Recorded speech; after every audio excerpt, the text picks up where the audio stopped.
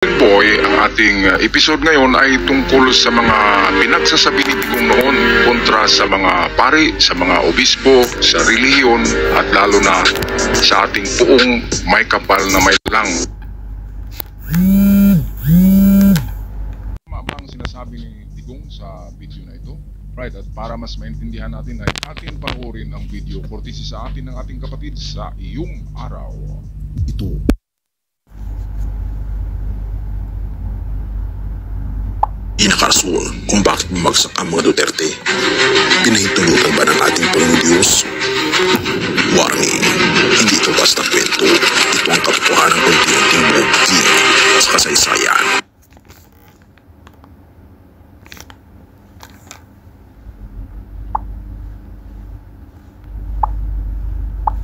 Maghanda ka dahil sa bawat context, mas lalo mong maintindihan kung bakit hindi nakakabalik ang dating makapangyarihan. Ito ang pinakarason kung bakit bumagsak ang mga Duterte. Dahil pa sa galit ng ating Panginoong Diyos. Kasi sinabi ko, your God is not my God because your God with mine as a God. Tapos ngayon, why do you have to talk about religion? If I choose not to believe in any God, what's the fuck? What? Kinain ni Eve. Tapos si Eve, ginising si Adam, kumain ka rin. So kinain ni Adam. Then malice was born. Who is this? With God. Talaga ito. Kaya sabi ko siya, unuwala niyo. So tayo ngayon, all of us are born with an original sin. Ito ang hindi naintindihan ni Digong, itong original sin. Sabi niya hindi siya maniniwala diyan. Hindi siya maniniwala sa kwento ni Adam at Eve. Ano siya, di ba? Sa mga anak ni Adam at Eve, pinakaunang anak si Cain. Ang dugo ni Cain ay nanalaitay kay Digong. Magandang oras mga kababayan, mga ka-Golden Boy. Nako, Arieta, Hari Roque, napakalaking problema. Magandang oras mga kababayan, mga ka-Golden Boy. Meron ngayong pagtipon-tipon ang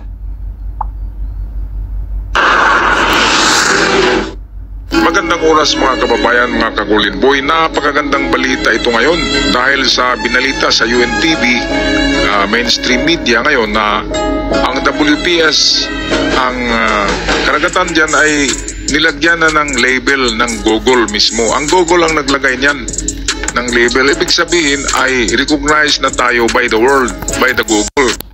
Kaya yung sinabi ni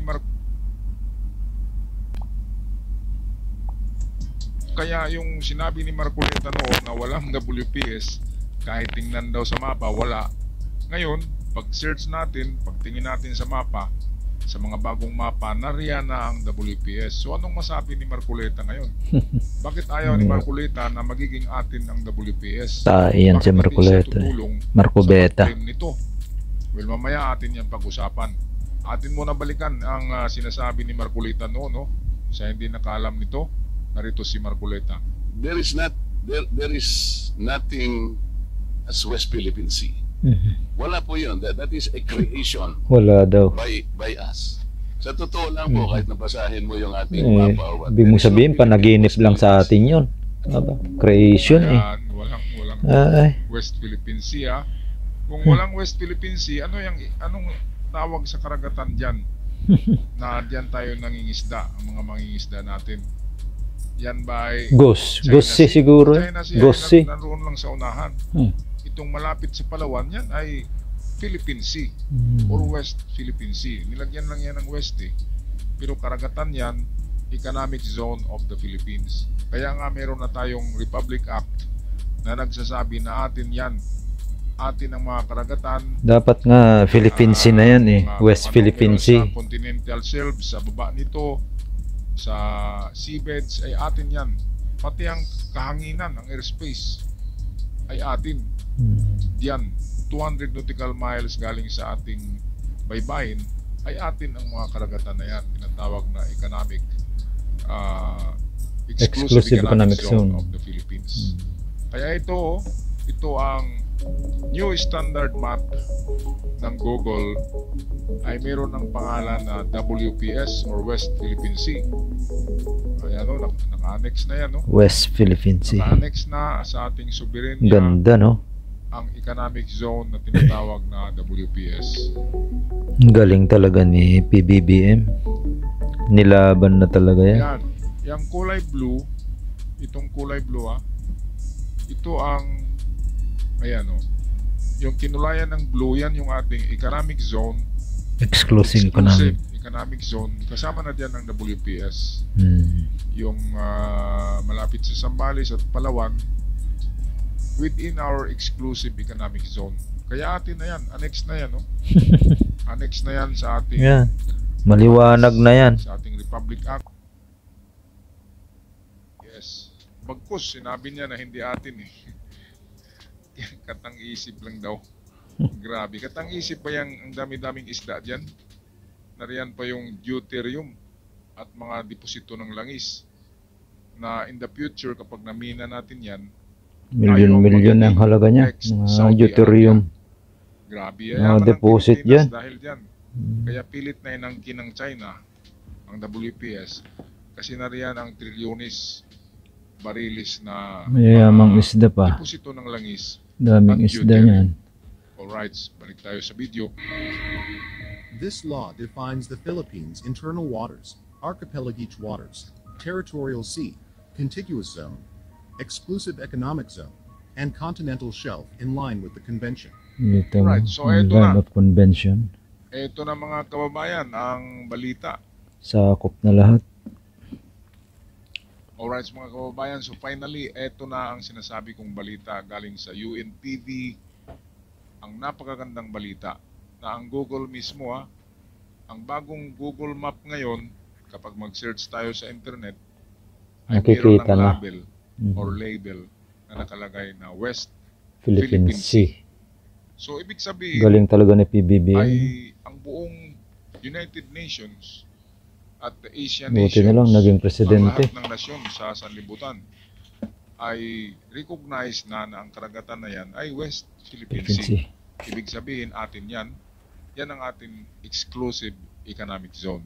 Narito ang balita courtesy ng UNTV.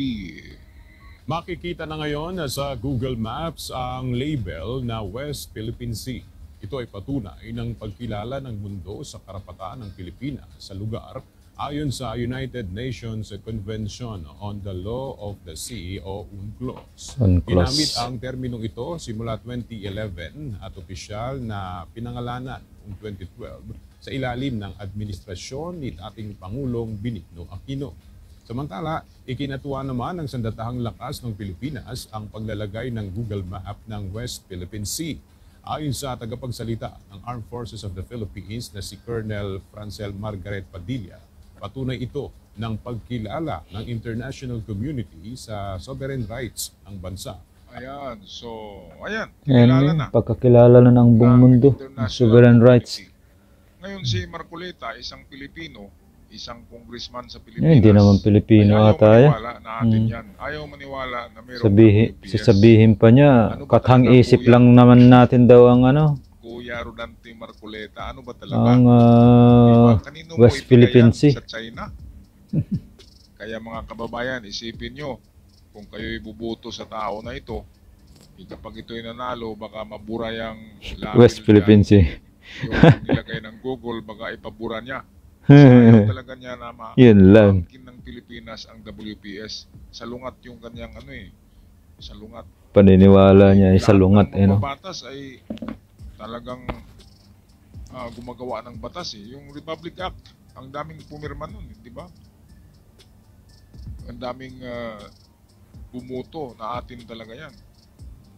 Si Marcoleta, ayaw niya eh. Ayaw Gusto niya. hindi atin yan. Katang Ano ba isip talaga? lang daw. Wala na tayong pangisdaan sa future. Pagdadami ang populasyon ng Ibang Pilipinas. tao na yun. Saan pa tayo mangisda na karagatan? Inariyan sa WPS ang mga napakasarap na mga isda, mga bluefin, yellowfin, tuna. Nariyan at hindi lang mga giant clams na mayroong giant pearls na milyon-milyon ang mga halaga ay nariyan sa WPS. at trilyones bariles ng mga langis na deposito at deuterium. In the future, ang Pilipinas ang magiging next Saudi Arabia Diyan na yung kapag mga namina ang deuterium mga yan na na deposito na langis sa deposits, WPS. Kaya gano'n na lamang ang pagkumahog ng China na kukunin talaga yan by hook or by crook. Dahil sa nariyan din ang future ng China. Kasi ang China ngayon sa war of tariffs ni Donald Trump ay namulubi na eh. lahat ng mga kumpanya dyan sa China, Mga pabrika nagsara. pabrika, Napakaraming nagsisialisan na lahat. deliver sa Amerika Sarado. kasi napakataas ng tariff. Mm. Nasa 130 na yata. 130% ang taripa Dinugdag ng na mga Trump. produkto galing China. Buti nga sa ibig kanila. sabihin, napakamahal ng babayaran ng mga exporter ng galing China, ng mga Chinese businessmen. At ang kanilang, dahil sa mataas ang bayad nila ng taripa, ang kanilang profit or gain Konti na lang. ay maliit na lamang at hindi na sila mabubuhay niyan. Kaya tariff war eh.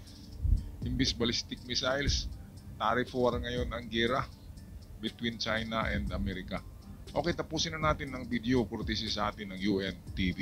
Alinsunod sa 2016 arbitral ruling sa ilalim ng UNCLOS. Sinabi ng AFP mahalagang ambag ito sa malawak at totoong representasyon para sa kaalaman ng publiko. Ayon pa kay Padilla, mananatiling matatag ang AFP sa pagtupad ng kanilang tungkulin, Correct. protektahan Mas malakas ngayon ng at pambansa. moral ng mga sundalo. Talagang China dyan sa pag-claim. Yan ang maganda. Kasi kahit tingnan nila sa Google ay may nakamarka na West Philippine Sea. Hindi naman tayong naglagay niyan. Ang naglagay niyan ay ang Google. Ang Google. Sino kayang nag-utos, no? Bakit nilagyan, di ba? Yan ang modernong map eh. Yan ang bagong map. Na ang karagatan dyan ay WPS talaga yan. West Philippine Sea. Alright, maraming salamat UNTV sa napakagandang balita.